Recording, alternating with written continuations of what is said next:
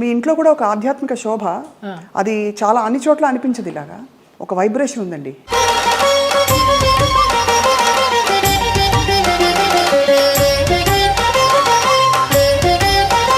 ఇంట్లోకి రాగానే ఒక దేవాలయంలోకి వచ్చిన అనుభూతి అనేసి అంటారు. మీకు నచ్చినట్టు బతికారు దాదాపుగా, కరెక్టా? అవును. సీతమ్మ ఎవరి మాట వినదని, పోగొట్టుకున్నా సంపాదించిన ఎన్ని ఒడిదుడుకులు అయినా కూడా నేను ఎవరిని బ్లేమ్ చేసేందుకు లేదు. మీ రక్షణ మీరు ఎలా చేసుకున్నారు? అండ్ మగ ప్రపంచం వచ్చి మిమ్మల్ని పలకరించలేదు, ట్రై చేయలేదంటే ఎవరు నమ్మరు. కాపాడుకున్నాను అంటే కాపాడుకోలేదనే చెప్పాలి. తలుపులు కొట్టేవారు. ఒక ఆర్టిస్ట్ అయితే నువ్వు తలుపు తీస్తావా లేకపోతే నేను ఇక్కడ ఊరేసుకొని చచ్చిపోనా అని అడిగాడు. పెద్ద ఆర్టిస్టా? పెద్ద ఆర్టిస్ట్. ఒక బంధం కోరుకున్నారా మీతో, లేక కేవలం బంధం లేదు, ఏం లేదు, బాగుండేదాన్ని. ఎలా తప్పించుకున్నారు? కొన్ని తప్పించుకున్నాను, కొన్ని తప్పించుకోలేకపోయి.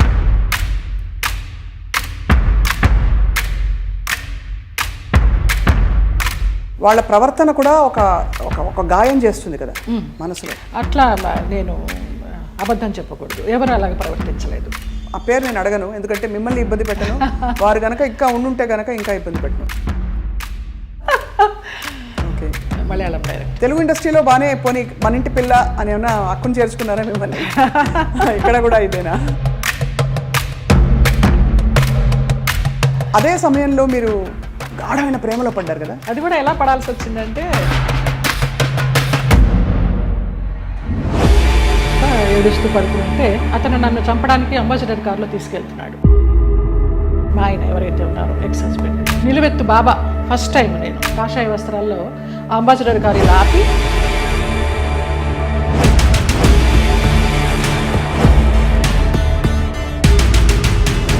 ఆ మన్నాడు పరుచూరు గోపాలకృష్ణ గారు, చలపతిరావు గారు వీళ్ళంతా మన విరుగంబాకం పోలీస్ స్టేషన్కి ఫోన్ చేసి ఇలాగ మా అమ్మాయి ఉన్నప్పుడు యాక్సిడెంట్ అయ్యి పడిపోతే ఈ నడుము దగ్గర నుంచి చచ్చిపడిపోయింది అంటే, నాకు మళ్ళీ అతను లైన్లోకి వస్తే నేను నెలకి మెడిసిన్స్కి 5,000 రూపాయలు పంపించేదాన్ని. మీరు చెప్పే ఈ సంఘటనలు ఊహించుకుంటే కూడా, అంటే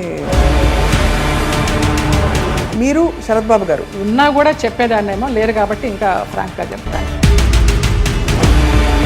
చాలా ఫ్రాంక్గా ఫస్ట్ టైం చెప్తున్నాను నేను. మీ జీవితంలో కీలక పాత్ర పోషించిన వ్యక్తులు గుమ్మడి గారు ఒకరు. అసలు అంత లింకప్ చేయాల్సిన అవసరం ఎందుకు వచ్చింది? నా కోసం సులా అని ఒక వైన్ బాటిల్ తెప్పించేవారు రోజు 800 పెట్టి, ఇది నీకే, ఇది జయమ్మకే, వేరే ఎవరు ముట్టుకోవద్దు అనేసి. ఒక 4-5 సంవత్సరాలు జర్నీ చేశాము. ఇప్పుడు అటు నుంచి వెళితే నాకు ఆ ఇల్లు చూస్తే మాత్రం ఏడుపు వస్తుంది. అక్కినేని నాగేశ్వరరావు గారు అన్నారు, ఆయన పోయిన తర్వాత అక్కడ నుంచుని ఉంటే పిల్లలందరినీ పలకరిస్తూ నా భుజం తట్టి,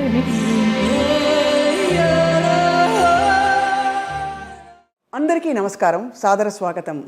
ఐ డ్రీమ్ మీడియా సగర్వంగా సమర్పిస్తున్న ప్రత్యేక కార్యక్రమం సిల్వర్ స్క్రీన్ లెజెండ్స్.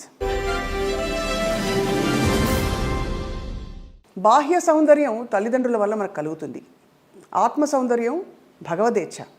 అలాగే మనసుని చాలా అందంగా ఉంచుకోవాలంటే అది ఖచ్చితంగా స్వయంకృతాపరాధం. అంటే మనసు అందంగా ఉంచాలంటే బోల్డంత సంస్కారం అవన్నీ కావాలి. మరి బాహ్య సౌందర్యంతో పాటు అంతః సౌందర్యం కలిగిన వ్యక్తుల్ని కలిసినప్పుడు చాలా చాలా ఆనందం కలుగుతుంది. అటువంటి వ్యక్తుల్లో నాకు చాలా ఇష్టమైన నటి, అసలు మనసులో ఏముందో మొహం మీద ఉట్టిపడే వ్యక్తి ఎవరు అంటే జయలలిత గారు. పేరులో చాలా పవర్ ఉంది కానీ లోపల మాత్రం సున్నితత్వం. 40 ఏళ్లుగా ఎన్నో పాత్రలు వేస్తూ బోరు కొట్టని బోరింగ్ పాప, జానాబెత్తల జానమ్మ, ఇలాంటి అద్భుతమైన క్యారెక్టర్స్తో మనందరినీ రంజింపచేశారు. కానీ మనసులో ఎప్పుడు ఏ కష్టం వచ్చినా ఇలా దాచుకున్నారు. నాట్య కళాకారిణిగా, నటిగా, అసలు జీవితాన్ని శోధిస్తున్న ఒక వ్యక్తిగా వారి ప్రయాణం గురించి వాళ్ళు తెలుసుకుందాం అద్భుతమైన ఈ కార్యక్రమంలో. నమస్కారం జయలలిత గారు. నమస్కారం స్వప్న. చాలా చాలా మనసుకు తృప్తిగా ఉంది. పరిచయం ఎంత అద్భుతంగా ఉందో, చాలా బాగా చేశారు. నిజంగా మిమ్మల్ని చూసినప్పుడు అలాగే అనిపిస్తుంది. మీ కళ్ళు, మీ నవ్వు చాలా మనసులోంచి ఇలా వస్తుంది. ఎక్కడ నటన, ఊరికి ఏదో నవ్వాలి కదా అని ఎప్పుడు అనిపించదండి. ఇందాక మీరు అన్నారు కదా ఈశ్వరేచ్ఛ అని, అది అంతే, అదే నమ్ముతాను. మీ ఇంట్లో కూడా ఒక ఆధ్యాత్మిక శోభ, అది చాలా అన్ని చోట్ల అనిపించదు. ఇలాగా ఒక వైబ్రేషన్ ఉందండి అంటారమ్మా చాలా మంది. ఇంటికి వచ్చిన వాళ్ళు ఇంట్లోకి రాగానే ప్రశాంతత ఉంది. బయట చూస్తే ఏంటి ఇలాంటి ఫ్లాట్లో ఉంటుంది జయలలిత అనుకుంటాము. ఇంట్లోకి రాగానే ఒక దేవాలయంలోకి వచ్చిన అనుభూతి అనేసి అంటారు, అందరు అంటారు. ఆ నిశ్శబ్దం అసలు ధ్యానంలోకి వెళ్ళిపోవాలనిపించింది రాగానే. మీరు ఆధ్యాత్మికంగా కూడా ప్రయాణించారు కదా, అంటే ఇప్పుడు ప్రయాణిస్తున్నాను కూడా. అదే ఎందుకో మనసుకి హాయినిస్తోంది. ఇంకా ఈ ఆర్భాటాలు, ఈ అలంకారాలు, అలాంటి వాటన్నిటికీ దూరం అయ్యాననే చెప్పాలి. ఇంకా కొంచెం ఉంటుందేమో, దాన్ని కూడా దూరం చేయాలి. అది జయలలిత గారు చాలా ధైర్యంగా లైఫ్ని మీరు కొనసాగించారు, మీకు నచ్చినట్టు బతికారు దాదాపుగా. కరెక్టా? అవును. నిజమా? సీతమ్మ ఎవరి మాట వినదని, సీతమ్మ ఎవరి మాట వినదు. పోగొట్టుకున్న, సంపాదించిన ఎన్ని ఒడిదుడుకులు అయినా కూడా స్వయంకృత అపరాధం మీరు అన్నట్టు. నాకు నేను ఎవరిని బ్లేమ్ చేసేందుకు లేదు. మీ అసలు పేరు జయలలితేనండి? లలిత. లలిత. మరి జయలలిత అనేది జయ తర్వాత కలిసింది కదా? కలిసిందంటే నాకు ఊహ తెలిసిన తర్వాత నేను చూసిన ఫస్ట్ మూవీ కథానాయకుడు ఎన్టీ రామారావు గారు, జయలలిత గారు. ఆ సినిమా చూసిన తర్వాత 6 సంవత్సరాలప్పుడు నాన్న అప్పుడు బడులు అనేవారు కదా, స్కూళ్ళు కదా, బడిలోకి జాయిన్ చేయడానికి వెళ్ళినప్పుడు మాస్టర్ గారు ఏంటమ్మా పేరు అన్నప్పుడు నాన్న లలిత అని చెప్పబోతుంటే నేను జయలలిత అని చెప్పేశాను. అది యాదృచ్ఛికం, తెలీదు. ఆ సంఘటన ఒకటే గుర్తుంది కానీ ఎందుకు చెప్పానో తెలియదు. జయలలిత అని చెప్పేసా. అప్పటి నుంచి జయలలిత.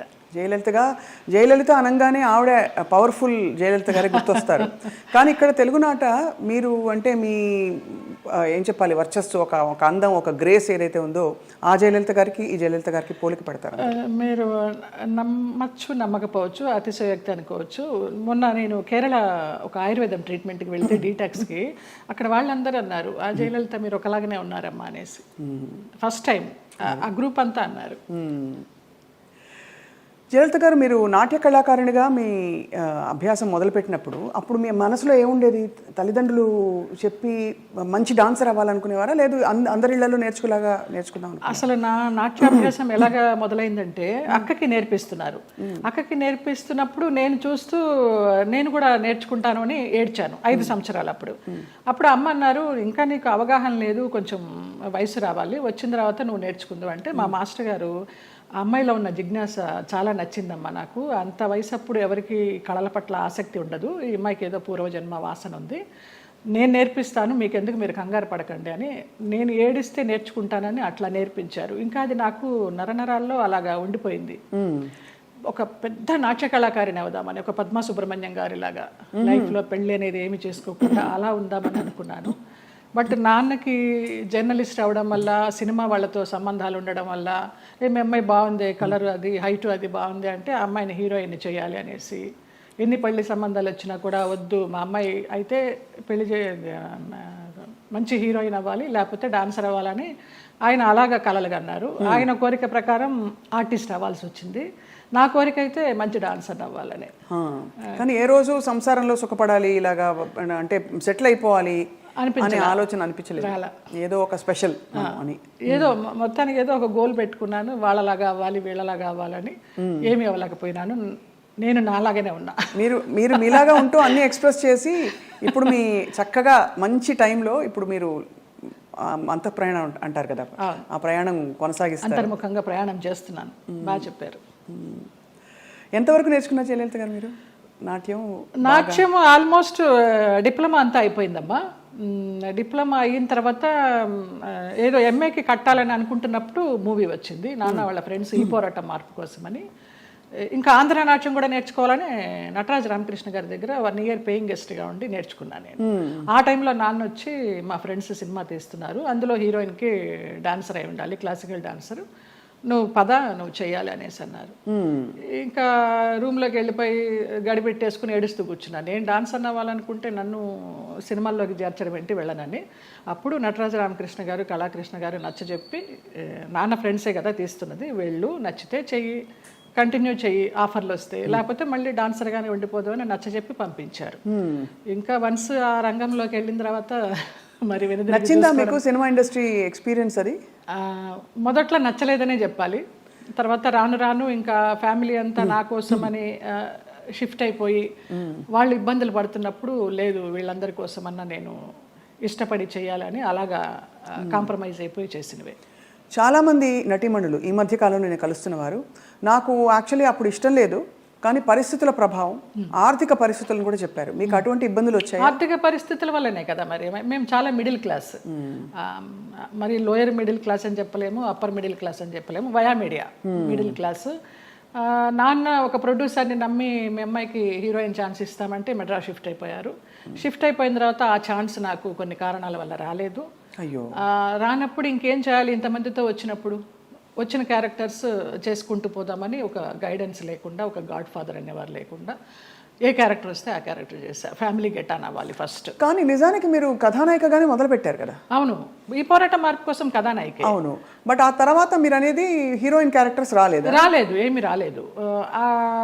ఆ సినిమా ఏదైతే వస్తుందనుకున్నానో అది పోయింది. ఆ సినిమా టైంలో ఈ పోరాట మార్పు కోసం సినిమా టైంలో సాంగ్స్ కోసం విజయ గార్డెన్స్కి వెళ్ళినప్పుడు ఆ ప్రొడ్యూసర్స్ చూడడము, హీరోయిన్ ఛాన్స్ ఇస్తామనడము, మెయిన్ క్యారెక్టర్ వాళ్ళు ఇవ్వకపోవడం, మెడ్రాస్ షిఫ్ట్ చేసి.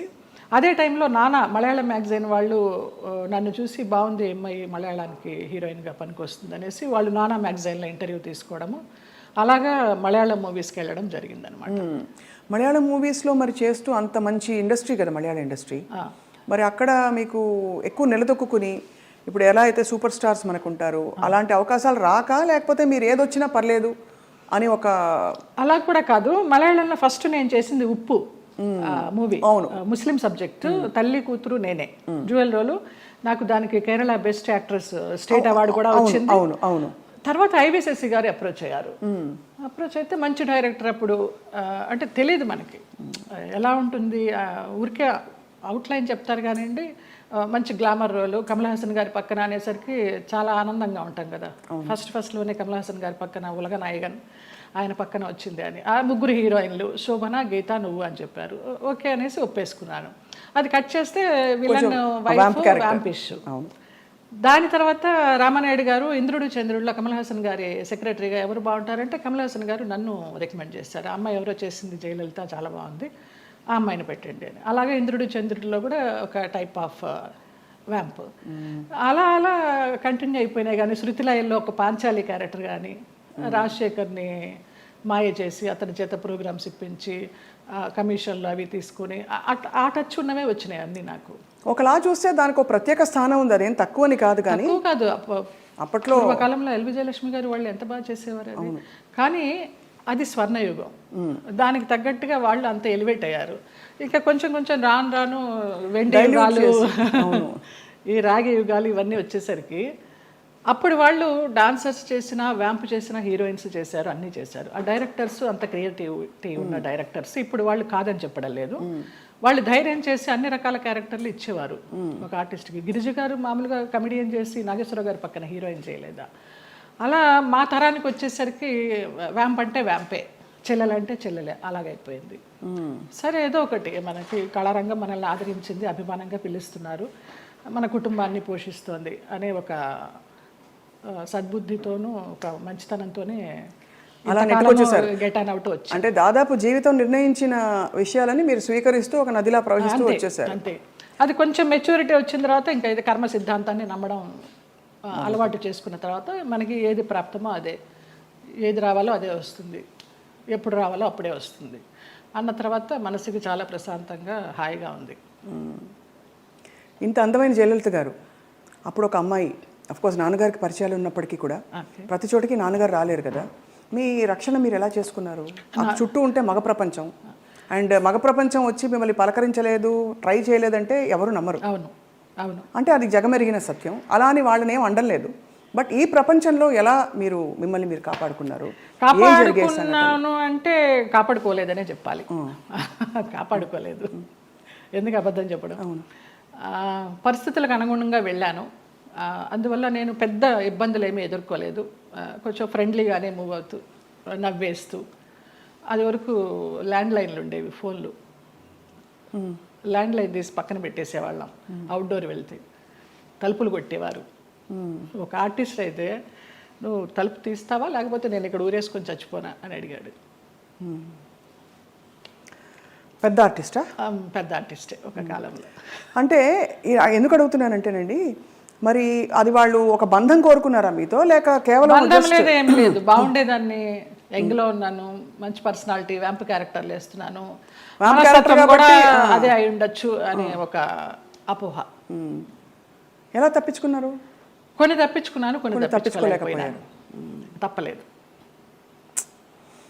అంటే మీరు నిర్ణయం తీసుకుని, ఎవరైనా ఒక నిర్ణయం తీసుకుని ఇలా ఉండాలని ఉంటే అది వాళ్ళ ఇష్టం. అది కానీ అయిష్టంగా బలవంతంగా గనక ఏ పరిస్థితిలోకి వెళ్ళినా కూడా, అది బడి కావచ్చు, ఇంకోటి కావచ్చు, ఇటువంటి ఒక చాలా కష్టం కదండి. అవును. ఒకసారి అలాగ ఒక డైరెక్టర్ని రిజెక్ట్ చేశాను అనేసి అతను ఆ క్యారెక్టర్ కట్ చేసి పంపించేశారు. పర్లేదు అనుకున్నాను. అలా కూడా జరిగిన సందర్భాలు. ఆ రోజుల్లో ఎలా ఉండేది జయలలిత గారు మీకు? అంటే మనసులో ఇలా జరుగుతోందని ముందే తెలుసా? వాళ్ళు తలుపులు కొట్టేటప్పుడు భయం వేసేదా, లేకపోతే తెలుసు ఎలా తప్పించుకోవాలనే ఆలోచన తప్పించి ఆ భయాలు అవేమీ లేవు. తలుపులు బద్దలు కట్టలేరు. ఆ మన్నాడు ఏమన్నా అడిగినప్పుడు ఏదో దాటేస్తాం, ఏదో ఒక రీజన్ చెప్తాం. అవునా నిద్ర పట్టేసింది, ఫోన్ వినిపించలేదనో, తలుపు చప్పుడు వినిపించలేదనో, ఇలాగే మేనేజ్ చేసుకుంటూ కొన్ని తప్పించుకుంటూ కొన్ని తప్పించుకోలేక కొన్ని తప్పనిసరిగా. కష్టం, చాలా కష్టం. అయితే కష్టమని అనుకోలేదు. అంటే ఒకసారి పోయినా 100 సార్లు పోయినా పోయింది అంతే. ఇక మనకేం అది ఫీలింగ్ ఉండదు. అంటే కరెక్టేలేండి మీరు అన్నట్టు. అంటే ఆ టైంకి మీరు ప్రాక్టికల్గా సమాధాన పడిపోయారు అంతే దానికి. అంతే. ఒకటే ఏమో, నా వాళ్ళు బాగుండాలి. ఎలాగో వచ్చాను, నేను చెడిపోతే చెడిపోయాను, నా వాళ్ళు బాగుండాలి అంతే. ఆ మంచి మనసుతోనే వచ్చాను కాబట్టి ఇప్పటికీ నన్ను భగవంతుడు ఈ రకంగా చూస్తున్నాడు 40 years ఇండస్ట్రీలో అని ఒక నమ్మకం. ఇప్పుడు అందరూ బాగున్నారు.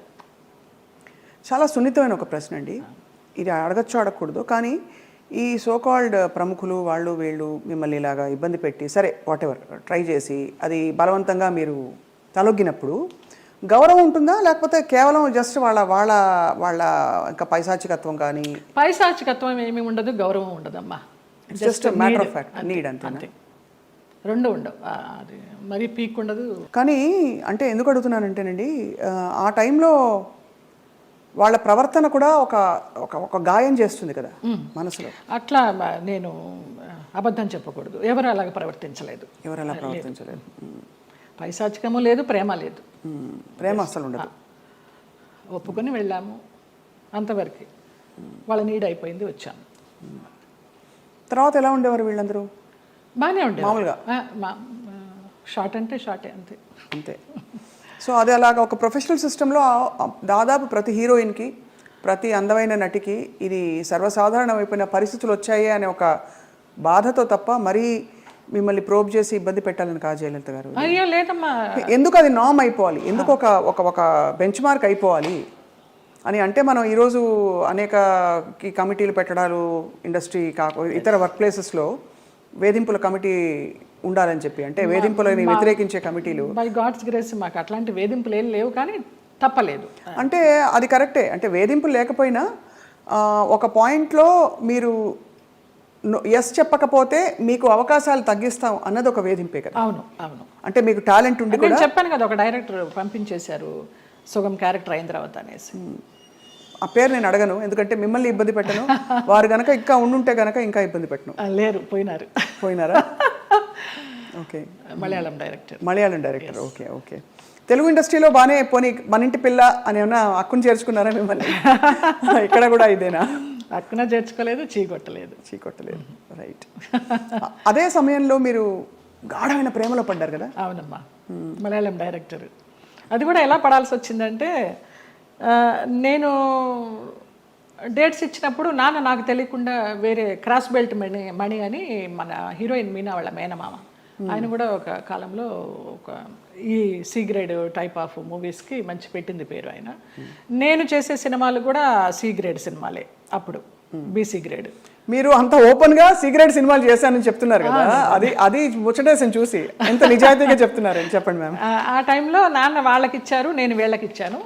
అప్పుడు ఆ లొకేషన్కి వచ్చి ఆయన రౌడీయిజం చేయపోయినారు, క్రాస్ బెల్ట్ మని. అప్పుడు నేను భయపడి ఏడుస్తుంటే నన్ను ఒక రూమ్లో ఉంచి, నీకెందుకు, నేను ఉన్నాను కదా, నేను సమాధానం చెప్పి పంపిస్తాను, వాళ్ళు మాకు చుట్టాలి అన్నట్టుగా అలాగే పంపించేసరికి, అబ్బా నా లైఫ్ని సేవ్ చేసి అతను దొరికాడు అన్నట్టుగా బ్లైండ్గా పడిపోయినా ప్రేమలో.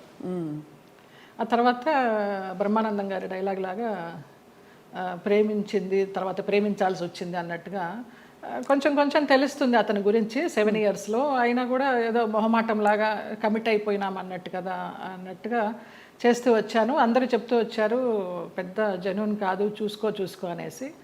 ఇక లాస్ట్గా అతను కూడా బ్లడ్తో లెటర్స్ రాసేసి మన ఇప్పుడు ఆ హార్డ్ డ్రింక్స్ అవి తాగుతారు కదా, మన విస్కీ తాగే ఒక బాటిల్ లాంటి దానిలో, అది విస్కీనో మరి బ్రాందీనో తెలియదు, అందులో పాయిజన్ పోసుకుని తాగుతాను, ఇంటి ముందరకు వచ్చేసి చచ్చిపోతానని అంటే ఇంకా అందరికీ ఇంట్లో వాళ్ళకి ఇష్టం లేకుండానే బలవంతంగా నేనే నగలు కొనుక్కొని నేనే పెళ్లి బట్టలు కొనుక్కొని, జయకృష్ణ గారు కొనిచ్చారు పెళ్లి బట్టలు.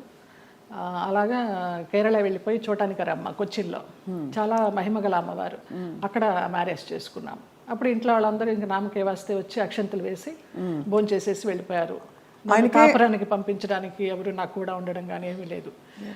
నా అంతటి నేనే చేసుకుని నా అంతటి నేనే వెళ్ళి నా అంతటి నేనే వచ్చా బ్యాక్ టు పెవిలియన్.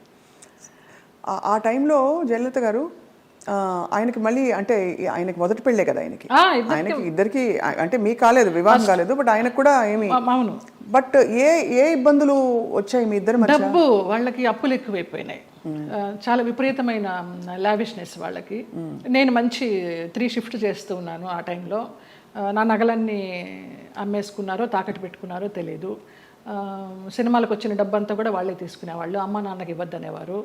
అమ్మ నాన్న భయపడి పవర్ ఆఫ్ అటర్నిటీ రాయించుకొని నీకు బిడ్డలు పుట్టిన తర్వాత నేను నీ ఆస్తి నీకు ఇస్తామంటే, ఆ పవర్ ఆఫ్ అటర్నిటీ ఎక్కడికి వెళ్ళి సైన్ చేసావు, అది క్యాన్సిల్ చెయ్యి, బిడ్డను కానీ అంటే అతనికి తెలియకుండా నేను లేడీ డాక్టర్ దగ్గరికి వెళ్ళి నాకు బిడ్డలు వద్దు, ఒక 6 మంత్స్ నేను కొంచెం జాగ్రత్తగా ఉండాలనుకుంటున్నానని అతనికి తెలియకుండా నేను లేడీ డాక్టర్ దగ్గరికి వెళ్ళి ఆ పిల్స్ తీసుకొని వేసుకుంటూ ఆ బిడ్డలు రాకుండా జాగ్రత్త పడ్డా. ఇక తర్వాత 3 మంత్స్కి గొడవలు, 6 మంత్స్ నుంచి కొట్టుళ్ళు, యాసిడ్లు పోస్తాను అనడాలు, గదిలో బంధించడాలు, ఇవన్నీ అయిన తర్వాత ఏడుస్తూ పడుకుని ఉంటే అతను నన్ను చంపడానికి అంబాసిడర్ కారులో తీసుకెళ్తున్నాడు. మా ఆయన ఎవరైతే ఉన్నారో ఎక్స్ హస్బెండ్ నిలువెత్తు బాబా. ఫస్ట్ టైం నేను కాషాయ వస్త్రాల్లో అంబాసిడర్ కారు ఇలా ఆపి నేను కూర్చున్న వైపు డోర్ తీసి నన్ను గబగబగా లాక్కెళ్ళారు. ఆ మన్నాడు పరుచూరు గోపాలకృష్ణ గారు, చలపతిరావు గారు వీళ్ళంతా మన విరుగంబాకం పోలీస్ స్టేషన్కి ఫోన్ చేసి ఇలాగ మా అమ్మాయి అపాయకరమైన పరిస్థితిలో ఉంది, మీరు వెళ్ళి ఆ అమ్మాయిని బయటికి తీసుకురావాలని చెప్పి అలా ఇంటికి తీసుకొచ్చారు నన్ను.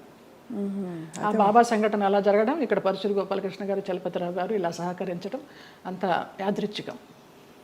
అంటే ఎవరో ఒకళ్ళు భగవంతుడు పంపిస్తాడు అంతే, ఆయన రాడుగా నేరుగా.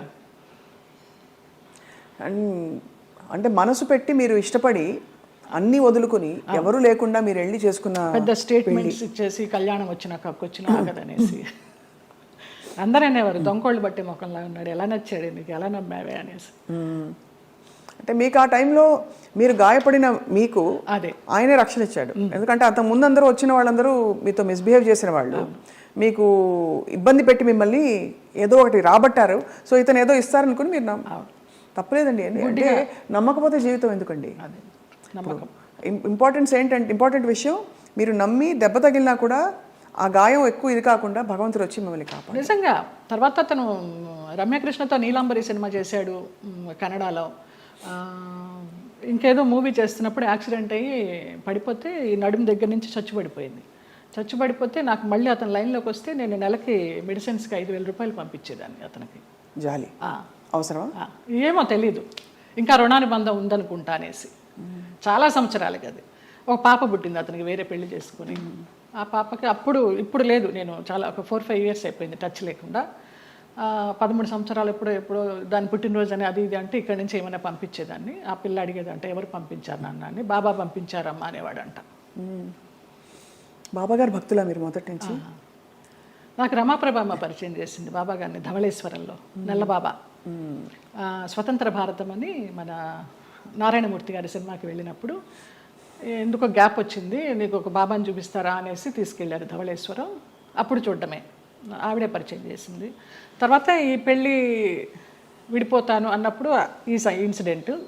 తర్వాత ఇంటికి వచ్చి వారం రోజులు తర్వాత పడుకుని ఏడుస్తుంటే ఏంటి ఇలాగైపోయింది, బాగుంటాను అనుకున్నాను పెళ్లి చేసుకుని అని ఏడుస్తున్నప్పుడు ధవళ వస్త్రాల్లో నేను ఇలా పడుకుని ఏడుస్తుంటే నా పక్కన కూర్చుని ఆయన ఈ మడికాలు వేసుకొని ఇలాగా చేయి పెడితే నాకు కరెంట్ షాక్ కొట్టినట్టు అయిపోయింది. ఏం పర్లేదు నేను ఉన్నాను ఏడవకనేసి. ఆ 2 సార్లే కనిపించారు. తర్వాత 4 హారతులు చేసేదాన్ని ఇంట్లో, ఇంకెప్పుడు కనిపించలేదు నాకు ఆయన. కానీ మీరు చెప్పే ఈ సంఘటనలు ఊహించుకుంటే కూడా అంటే ఇంకా ఏమనాలో మాటలు రావట్లేదు. బాబాగారు వచ్చి పక్కన కూర్చుని ఆ అనుభూతి మీకు కలగడం, నేను చాలా ఫీల్ అయినా మా స్పర్శ ఒక ఏంటో అంటారు కదా 1000 ఓట్ల కరెంట్ షాక్ కొట్టినట్టు అనేసి అలా ఒక ఆరాలాగా వచ్చేసింది 2 సార్లు. బాబా గారి కోసం ఒక పాట పాడరా, ఒక 2 లైన్లు. ఇక్కడే ఉన్నారు బాబా గారు అనిపించే అంత అద్భుతంగా చెప్పారు మీరు. నువ్వు లేక నాథలం బ్రతుకంతా అయోమయం, నువ్వు లేక నాథలం బ్రతుకంతా అయోమయం, బాబా ఓ బాబా ఇక నీ పరీక్షకు మేము పలేము, ఇటులీ నిరీక్షణ మేము పలేము, నువ్వు లేక నాథలం బ్రతుకంతా అయోమయం, బాబా ఓ బాబా. ఎంత ముద్దుగా బుజ్జి తల్లిలా పాడారు.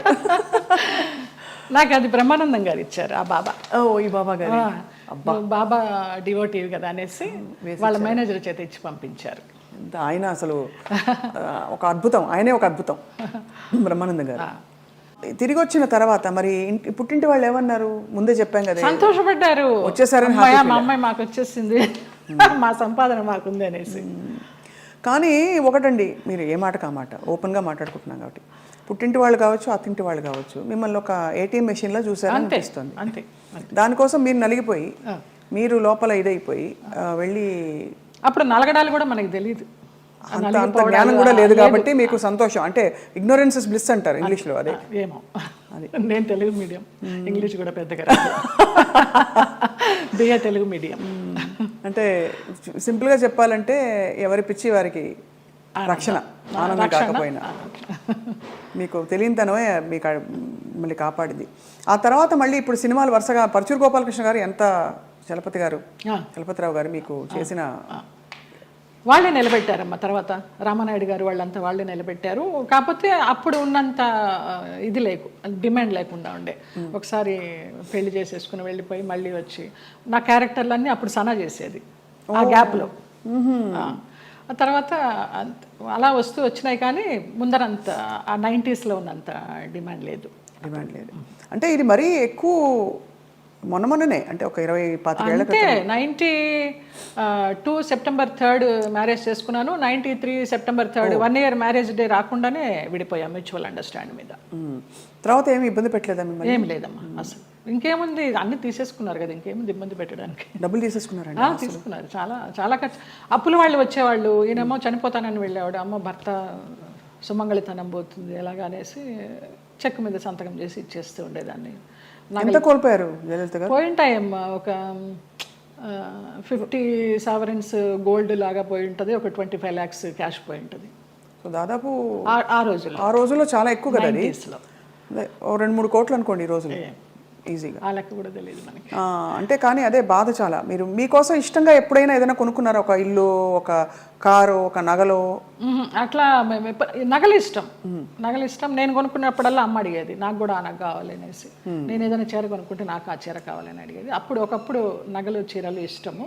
ఈ కార్లు ఇళ్ళు అంటారా నాకు తెలియదు. ప్రాపర్టీలు చేర్చుకోవడము, కొంచెం డబ్బు ఉంటే దాచుకోవడము, ఏదైనా కొనడము, అది పెరుగుతుంది అనుకోవడము, ఆ బిజినెస్ మైండ్ లేదు. అదే ఉంటే కనుక మరి ఇంత మీరు అన్ని పోగొట్టుకుంటారా చెప్పండి? అందరూ అనేవారు ఏదైనా స్థలం కొని పడేయమ్మా అని, వినేదాన్ని కాదు. అదే ఇల్లు, పెళ్ళి, పిల్లలు అన్ని ప్రాప్తంలో ఉండాలంటారు, అవి లేవు. చాలా దారుణం అండి. మీకు మలయాళం അറിയുമോ? അറിയും, നന്നായിട്ട് അറിയും. 25 പടം അഭിനയിച്ചിട്ടുണ്ട് മലയാളത്തില്. అంతే కదా, అంత పెళ్లి చేసుకున్నవాడు మలయాళి. అవును, తిట్టేదాన్ని మలయాళంలో. అవునా? పట్టి గొడవలు తెలుసు. పట్టి కళూరుండ మోనే గాడిద. మలయాళం వంటలు కూడా వచ్చా జయలలిత గారు మీకు? అసలు నాకు మన తెలుగు వంటే రాదు, స్టవ్ అంటించడమే రాదు. ఓలన్ అంటే కాలన్, പച്ചടി കിച്ചടി എരിശ്ശേരി ഒന്നും അറിഞ്ഞൂടാ. కాఫీ టీ పోలే అరణ్యుడా. ఇప్పుడు అసలు మీకు వంట రాదా? అసలు స్టవ్ అంటించడం రాదు తల్లి. ఎంత ముద్దుగా చెప్పారండి. ఎలా మరి ఎవరు చేసి పెడతారు? మా మేనమామ కొడుకు వాడు, నలభీమ పాకం వాడే. అన్ని మార్నింగ్ అక్కడ సోఫాలో కూర్చున్నానంటే నైట్ డిన్నర్ వరకు అన్నీ అక్కడికే వస్తాయి. వా క్వీన్ అనమాట అంతే. పోతే పోనీ దునియా గోలీ మారు దునియాకు అంతే. ఒక సన్యాసి జీవితం, ఒక మహారాణి జీవితం అన్నీ. అయితే అప్పుడు మళ్ళీ మీరు పుంజుకుని తిరిగి వచ్చాక ఎవరు చెప్పేవారు మీకు మంచి చెడు ఇంత గాయం అయి తిరిగి వచ్చారు, రెమ్యూనరేషన్ ఎంత అడగాలి, రోల్ ఒప్పుకోవాలా వద్దా, రోల్ కట్ చేసేస్తే అడగాలా వద్దా, మీకు ఇవ్వవలసిన సౌకర్యాలు సెట్లో మీకు ఏదో ఇలాంటివి ఇస్తున్నారు, ఫ్లైట్ ఇస్తానని ఇవ్వలేదు, ట్రైన్ ఇచ్చారు, ఈ అడ్జస్ట్ అవ్వాలా లేదా, ఈ మంచి చెడులు ఎలా తెలిసేది మీకు? తెలీదమ్మా. ఇప్పుడు నేను చెప్తున్నాను కదా, ఒక మోస్తరు సినిమా అయితే వాళ్ళు ఏదో చెప్పేవారు, ఇన్ని రోజుల క్యారెక్టర్ అమ్మా అని. నేను ఒక రెమ్యునరేషన్ అడిగేదాన్ని, అది కాదమ్మా కొంచెం తగ్గించండి అనేవారు. సరే కానీ రెమ్యునరేషన్ ₹1 తక్కువైనా పర్వాలేదు, కానీ మర్యాద తక్కువైతే మాత్రం నేను భరించలేను. టైంకి అన్నం పెట్టాలి. నేను బ్రాహ్మణ అమ్మాయిని, ప్యూర్ వెజిటేరియన్. మీరు పెరుగన్నం పెట్టినా చాలు, టైంకి పెట్టాలి. ఎప్పుడో 2 గంటలకి 3 గంటలకి బ్రేక్ ఇస్తానంటే నా వల్ల కాదు. ఒక 2 కొబ్బరి బొండాలు ఇవ్వాలి, ఒక 4 వాటర్ బాటిల్స్ ఇవ్వాలి, మంచి హోటల్ రూము, అవుట్డోర్ అయితే. ఇక్కడైతే నేనే ఇంట్లోనే ఉండి వెళ్తాను. ఇంతే తప్పించి పెద్ద హైలీ డిమాండ్స్ ఏమీ ఉండేవి కాదు నాకు. అమ్మ ఫ్లైట్ దొరకలేదు, ట్రైన్ అన్నారు అనుకోండి, చలో పదండి. కానీ చాలామంది మేనేజర్లు టికెట్ కన్ఫర్మేషన్ లేకుండా ఎక్కించేసేవాళ్ళు మమ్మల్ని.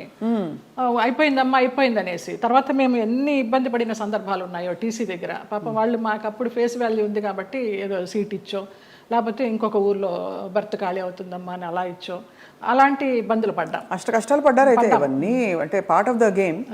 కానీ ఆ టైంలో మరి మీ మేకప్, మీ చర్మ సౌందర్యం ఇవన్నీ తెలిసిండేదా? ఇలా చేసుకోవాలి, ఫేస్ ప్యాక్ చేసుకోవాలి? అసలు తెలియదు నాకు. అసలు ఇంతవరకు సెల్ఫ్ మేకప్ తెలియదు.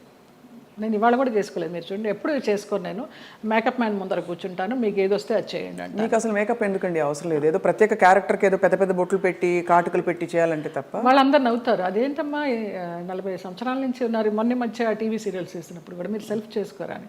నేను సెల్ఫ్ మేకప్ చేసుకోను, నా దగ్గర మెటీరియల్ ఉండదు. ఓన్లీ ఆ టచ్అప్ క్లాత్, స్పాంజ్, ఒక గిన్నె తీసుకెళ్తా అంతే. మిగతాన్ని మీరే చేసుకోండి, ఎలా చేసుకుంటారు. మరి ఆ టైంలోనే కదా మీకు వచ్చిన బోర్ కొట్టని, బోరింగ్ పాప, ఇవన్నీ ఎప్పుడు వచ్చాయి? ఏ టైంలో వచ్చాయి? లారీ డ్రైవర్ బాలయ్య బాబుతో చేసినప్పుడు జస్ట్ ఒక సీన్, ఒక సాంగ్, ఒక ఇమాజినేషన్ సాంగ్, డ్రీమ్ సాంగ్, దాంతో బోరింగ్ పాప అని వచ్చేసింది. జనాల్లోకి బాగా వెళ్ళిపోయింది ఆ క్యారెక్టర్. అవును, చిన్న క్యారెక్టర్ అయినా కూడా. అలాగే ఏప్రిల్ 1 విడుదల భాగ్యం క్యారెక్టర్ కూడా అలాగే వెళ్ళింది. అద్భుతమైన వంశీ గారి సినిమాలు అసలు ఓ రేంజ్. అవును. ఏ డైరెక్టర్తో మీరు వర్క్ చేసినప్పుడు మీకు హాయిగా అనిపించేది, అంటే ఇది కదా నాకు ఇష్టమైన వాతావరణం అని? చాలా మోస్ట్లీ ఈవీవి సత్యనారాయణ గారు అలాగే ఉండేదమ్మా, జంజాల గారు అలాగే ఉండేవారు, వంశీ గారు అలాగే ఉండేవారు, మోహన్ గాంధీ గారు అలాగే ఉండేవారు, కోదండరామరెడ్డి గారు అలాగే ఉండేవారు. చాలా ప్లెజెంట్గా. మన శరత్ గారు వంశోద్ధారకుడు, వంశానికి ఒకడు, అవన్నీ చేసి సాయంత్రం 6 అయిందంటే నేను, వైవిజయ, అన్నపూర్ణమ, శ్రీలక్ష్మి, మేమంతా ఒక బ్యాచ్ ఉండేవాళ్ళం సినిమాల్లో. ఒక టైంలో అందరం ఉండేవాళ్ళం, అన్ని క్యారెక్టర్స్ ఉండేవి. ప్యాకప్ ఎప్పుడు అంటే ఆ శరత్ గారు విసుకొని దుబ్బేయండి అనేవారు. రేపు చేసుకుంటాలి, మీ క్లోజులు వెళ్ళిపోండి అనేసి. అలాగా రాఘవేంద్రరావు గారి దగ్గర, అందరి దగ్గర ఒక్కొక్క డైరెక్టర్ ఒక్కొక్క గురువు అంతే. ఎవరి దగ్గర ఏం నేర్చుకోవాలి, ఒక డిసిప్లినా, ఒక సిస్టమేటిక్గా, ఒక యాక్టింగ్గా. బాపు గారిని సార్ ఎలా చేయమంటారు, మీరు చేయండి అమ్మా, నాకు కనుక అది సరిపోలేదు అనుకుంటే నేను చెప్తాను, నేను ఇంప్రూవ్ చేస్తాను, లేకపోతే మీరు చేసిందే చాలు నాకు అంటారు. మహానుభావుడు చెప్పారండి. విశ్వనాథ్ గారు అయితే అన్నీ చేసి చూపిస్తారు. విశ్వనాథ్ గారితో చేసిన సినిమాలు నేను శృతిలయలు, అవునవును, స్వయం కృషి లాస్ట్లో చిరంజీవి గారికి చరణ్ రాజ్కి ఫైట్ అప్పుడు స్వయం కృషిలో మంచి వెన్నెల ఇప్పుడు మగువా మనకు పంచబాణుని కేళి బాగుగా గూడుండ మగువా మగువా, ఆ సాంగ్. బట్ మంచి సాంగ్. శేషు మాస్టర్ గారు కొరియోగ్రాఫరు. చిరంజీవి గారు ఫైట్ చూస్తారు కానీ జయలలిత సాంగ్ ఎవరు చూస్తారు అక్కడ? అలాగా ఆ క్లాసికల్ సాంగ్ అలాగ అయిపోయింది అనమాట. స్వరాభిషేకం శ్రీకాంత్ గారు ఆయన అన్నదమ్ములుగా చేసింది, అది చేశాను ఏవిఎస్ గారి భార్యగా. మంచి క్యారెక్టర్స్ పడ్డాయి యాక్చువల్లీ, గుర్తుండిపోయే క్యారెక్టర్స్. జంజాల గారిది చంటబ్బాయి, విచిత్ర ప్రేమ, పెళ్లి గోల, ఓహనా పెళ్ళంట.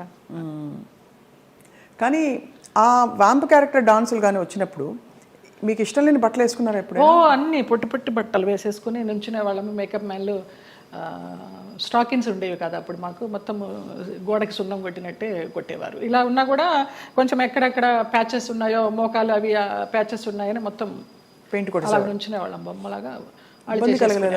ఏం కలిగేది కాదు, అలవాటైపోయింది. నేను ఆ డ్రెస్ వేసుకొని కూర్చున్నా కూడా మా అసిస్టెంట్ తీసుకొచ్చి టవల్ కప్పేవాడు. వచ్చి తీసిపారే, ఇది కప్పుకున్న దగ్గర నుంచి వాళ్ళకి ఆత్రం ఏముంది లోపల అని. ఇది మూసినంత వరకే కదా ఆత్రం, ఇది తెరుచుకుంటే ఏముంది తీసి పడేసేదాన్ని. మళ్ళీ షార్ట్కి తీయాలి, అప్పుడు విచిత్రంగా చూస్తూ ఉంటారు, మనకి షార్ట్ కాన్సన్ట్రేషన్ ఉండదు. ఇప్పటి నుంచి ఇలాగే కూర్చుంటా.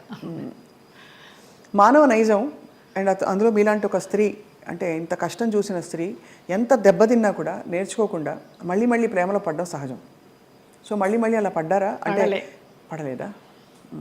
భగవంతుడు నన్ను రక్షించాడు. కానీ ట్రై చేస్తుంటారు కదా చాలా మంది, అంటే ప్రేమలో పడ్డానికి ఎవరు ట్రై చేయలేదమ్మా. ఉంచుకుంటామని, మళ్ళీ రెండో పెళ్లి చేసుకుంటామని. నాకు ఇంట్రెస్ట్ లేదు, నాకు భయం. ఒక పెళ్ళి చాలు, అయిపోయింది దాంతో ఎక్స్పీరియన్స్. చాలా మంది కాంప్రమైజ్ అయిపోతారు కదా, ఏదో ఒక తోడు, ఏం లేని చోట ఒక తోడు ఉంటుందని. అలా అనిపించలా. అన్నపూర్ణమ్మ వాళ్ళందరూ కూడా అనేవారు, కనీసం పెళ్లి చేసుకోకపోతే ఎవరన్నా బిడ్డనన్నా పెంచుకో, నీకు వయసు అయినప్పుడు ఆసరాగా ఉంటారని. అక్క పిల్లలు అన్న పిల్లలు అందరూ ఉన్నారు చాలు. అది కూడా అనిపించలే. నాకు ఒక బిడ్డ, నాకు ఒక సంసారం, మళ్ళీ పెళ్ళి, మళ్ళీ ప్రేమ చాలు ఒకటి. అమ్మ బాబోయ్, అవును, ఎంత గాయం అయింటుందో మీకు అర్థమవుతుంది. మీరు నేర్చుకోవడం గొప్ప విషయం. గాయం ఎంతైందో తెలియదు కానీ దాని మీదకి వెళ్ళాల, డైవర్ట్ అవ్వాల నేను. బట్ ఏదో ఒక ఏంటి లైఫ్ అనుకుంటే ఏమొచ్చేది మీకు ఆన్సర్? ఇప్పుడు ఫర్ ఎగ్జాంపుల్ పొద్దున్న లేస్తే మేకప్ వేసుకుని సెట్లో ఉండి వాళ్ళకి కావాల్సినట్టు రోజంతా ఉన్నప్పుడు మనకు కావాల్సినట్టు మనం ఉండే టైం ఉండాలని అందరికీ అనిపిస్తుంది. అలా ఉంటుంది కదా, ఏదో ఒక మంచి ఫ్రెండ్స్ ఉన్నారా మీకు? అట్లా కూడా ఎవరు లేరు. ఇప్పుడు రాగిణి, రక్ష, లతాశ్రీ వాళ్ళందరూ సోకాళ్ళు వాళ్ళందరూ ఎప్పుడైనా మీ మధ్య ఎప్పుడు ఈర్ష్యలు, కాంపిటీషన్లు ఏమీ లేవా? ఎప్పుడు లేదు, ఎప్పుడు లేదు. ఈ చీర నువ్వు తీసుకో, నువ్వు కట్టుకో, ఎలాంటి ఫ్రెండ్స్? ఎన్నో అలాంటివి ఎన్నో. నేను రాగిణికి ఎన్ని ఇస్తాను చీరల నగలు, పాపం పాడైపోయినవి కూడా అది మళ్ళీ రిపేర్ చేసుకుని, అక్క నువ్వు ఇచ్చింది చూడు ఎంత బాగుందో, కట్టుకున్నానంటుంది. అలాంటిదే తప్పించి నువ్వు కట్టుకుని ఇప్పేసిన చీర నాకు ఇస్తావేంటి, అలాంటివి ఏం లేదు. ముందర అడుగుతుంది, అక్కలకి ఆ వదిలినకి చీరలు తీస్తున్నాను అంటే అక్క నన్ను గుర్తుపెట్టుకో, నాకు కూడా ఇవ్వంటుంది. అలా చాలామందికి ఇచ్చిన సందర్భాలు ఉన్నాయి. సో 90వ దశకం ఆరంభంలో మీకు మ్యారేజ్ ఫెయిల్ అయిన తర్వాత దాదాపు మీరు ఒంటరి ప్రయాణమే. ఒంటరి ప్రయాణం. అమ్మ నాన్న వాళ్ళు? అమ్మ నాన్న 99లో అమ్మ పోయింది, 2005లో నాన్న పోయారు. తర్వాత 2003లో నేను హైదరాబాద్ షిఫ్ట్ అయ్యాను. అక్కడ ఉన్న ఒక ఇల్లు అమ్మేసి అక్కల అన్నలు అందరూ వేరే కాపురాలు పెట్టేసుకున్నారు. ఆ డబ్బుతో ఇక్కడికి వచ్చి నేను మధురానగర్లో చలపతిరావు గారు చెప్పి ఆయన ఉండే ఫ్లాట్స్లోనే పైన పెంట్ హౌస్ కొనుక్కున్నాను. ఓరిని బ్రహ్మ బంగారం గాను, ఏవిఎస్ గారి సినిమా షూటింగ్ అప్పుడు. నీకు ఆఫర్స్ ఉంటాయో లేవో తర్వాత విషయము, ఆత్మీయులందరూ ఇక్కడ ఉన్నాం కదా వచ్చేసే అన్నారు. అలాగే వచ్చేసాను. మూవీ ఆఫర్స్ కోసం రాలేదు నేను, వచ్చాను చిన్న చిత్తగా చేస్తూ వచ్చాను. 2007లో చిట్టిబాబు గారు, మన రాజబాబు గారు తమ్ముడు, వాళ్ళు ల్యాండ్ ఓనర్స్, ఈ ల్యాండ్ ఓనర్స్ ఇక్కడ కడుతున్నారు, బాగుంది చూడు అనేసి అంటే వచ్చాను, నచ్చింది, వాస్తు అది బాగుంది, కొనేసుకున్నాను. ఇంకా 2007 నుంచి ఇక్కడే. చాలా అద్భుతంగా మెయింటైన్ చేస్తున్నారు మీరు. అంటే ఎక్కడ కూడా ఇది పాత అపార్ట్మెంట్ కొత్త అపార్ట్మెంట్ లాగే అనిపిస్తుంది, మోడల్ అండ్ అలాగే ఇంటీరియర్స్ చేయించడం. ఇంటీరియర్స్ అంతా మీ టేస్టేనా? అబ్బాయి నాకు అసలు టేస్ట్ అనేదే లేదు. అయ్యో, అంత గుడ్డెద్దు చేలో పడ్డట్టేనమ్మా. ఏదో చేసుకుంటాము, అందరూ వచ్చి బాగుంది అంటారు. దానికోసం టైం వెచ్చించి ఇది చేస్తే ఎలా ఉంటుంది, ఇది చేస్తే ఎలా ఉంటుంది, ఆ థాట్ లేదు, ఆ ఓపిక లేదు. సో అలా మరి జీవితం అలా నడుస్తూ మీరు వచ్చారు. మధ్యలో మీరు శరత్ బాబు గారు ఒక, అది మనసు బంధం అని చెప్పచ్చా? మనసు బంధమే. నేను బాగా అనుకున్నాను, ఆయన కొంచెం అనుకుని వదిలేశారు. ఇప్పుడు ఆయన ఉన్నా కూడా చెప్పేదాన్నేమో, లేరు కాబట్టి ఇంకా ఫ్రాంక్గా చెప్తాను. ఆయనతోనే యాత్రలన్నీ చేశాను. మహానుభావుడు, దేవుడు నాకు ఒక గైడ్ని పంపించాడు అనుకున్నాను, లేకపోతే నేను అన్ని యాత్రలు చేసేదాన్ని. చాలా మంచి వ్యక్తి, అందులో ఏమీ సందేహం లేదు. ఒకరి రూపాయి తినరు, ఒకరికి పెట్టరు. ఆయన ఫ్యామిలీ వరకు ఆయన చూసుకుంటారు కానివ్వండి,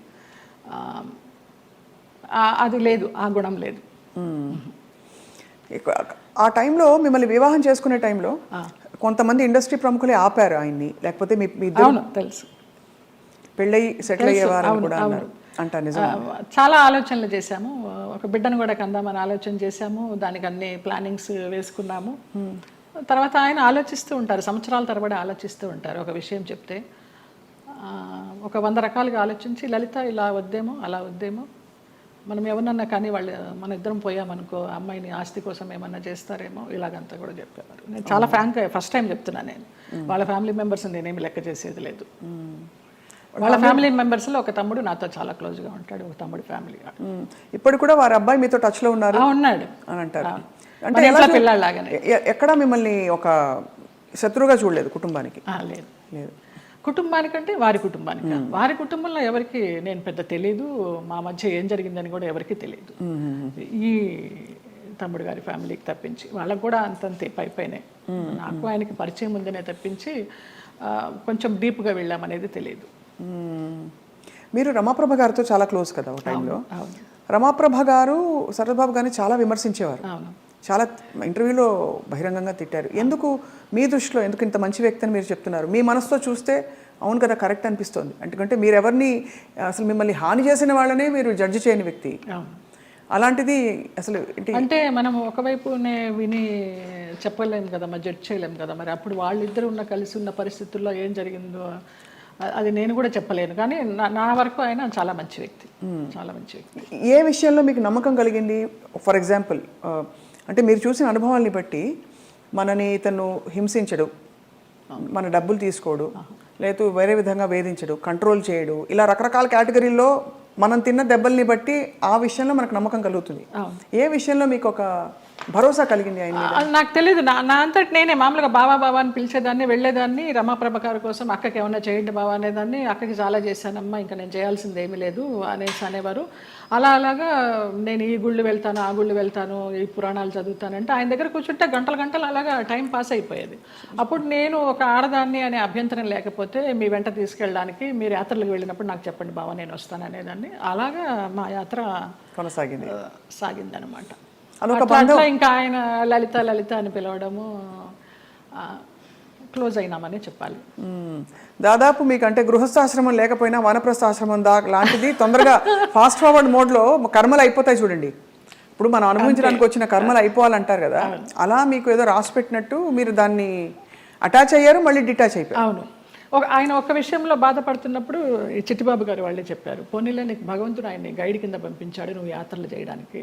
ఆయన పోయినప్పుడు బాధపడితే మంచి వ్యక్తి వెళ్ళిపోయారు అనేసి అన్నారు. ఇంకా అప్పటితో ఆ ఆలోచన కూడా లేదు. ఇంకా వెళ్ళాను, హాస్పిటల్కి వెళ్ళేదాన్ని, చూసేదాన్ని, అసలు మన సృహలోనే లేరు. లాస్ట్ ఇయర్ February 14th నాడు, వ్యాలంటైన్స్ డే నాడు హాస్పిటలైజ్డ్ అయిన మనిషి May 21st నాడు పోయినారు. చూడలేకపోయారు కదా? చూడలేకపోయిన వాళ్ళం. బావా అని పిలిచేదాన్ని, అయ్యప్ప అని పిలిచేదాన్ని ఆయన్ని. ఆయన ఆధ్వర్యంలో ఇరుముడి కట్టుకుని నేను మండలం రోజులు అయ్యప్ప దీక్ష చేసి అయ్యప్పకి వెళ్ళాను. ఆయనతో వెళ్ళాలనుకున్నాను కానీ వెళ్ళలేకపోయినాను, నేను విడిగా వెళ్ళాను. అప్పుడు నేను ఇరుముడి కట్టుకునేటప్పుడు ఆయనే చెప్పారు నాకు మంత్రాలన్నీ. అట్లా అయ్యప్ప అని నా ఫోన్లో కూడా తత్వమసి అని ఫీడ్ అయి ఉంటుంది ఆయన పేరు. అయ్యప్ప తత్వమసి అంటే ఎంత మీరు మనసులో ఆయనకి చాలా ఆరాధించాను. ఆయనకి సేవ చేసుకుంటూ అలా ఉండిపోవాలనుకున్నాను. బట్ భగవంతుడు పడనిలా. లేదు, రుణం లేదు. అది అంతేనండి, బంధాలు అంతేనా? మరి అంతే అనుకోవాలి. రుణం ఉన్నంత వరకు మనం కలిసి ఉంటాం, తర్వాత పుట్టిన వాళ్ళు మన బిడ్డలే. అలాంటప్పుడు ఇంకా బయట నుంచి ఎక్కడో వచ్చిన వాళ్ళు ఆ రుణం ఉన్నంత వరకే ఉంటారు. అది రుణాన్ని బంధ రూపేణ పశుపత్ని సుతాలయ. సో మరి ఉన్నంతకాలం కష్టపడి ఉంటే దాన్ని ఎలా చూడాలి? రుణం ఉంది కాబట్టి నాకు కష్టాలు పెట్టాడు, కష్టాలు పడదాం అనుకోవాలా? లేకపోతే అంతే, పడాలి. కష్టాలని భరించే శక్తిని ఇవ్వమని కోరుకుంటా నేను. నువ్వు కష్టాలను ఇచ్చావు, భరించే శక్తి నువ్వు, అదే కోరుకుంటా ఎప్పుడు.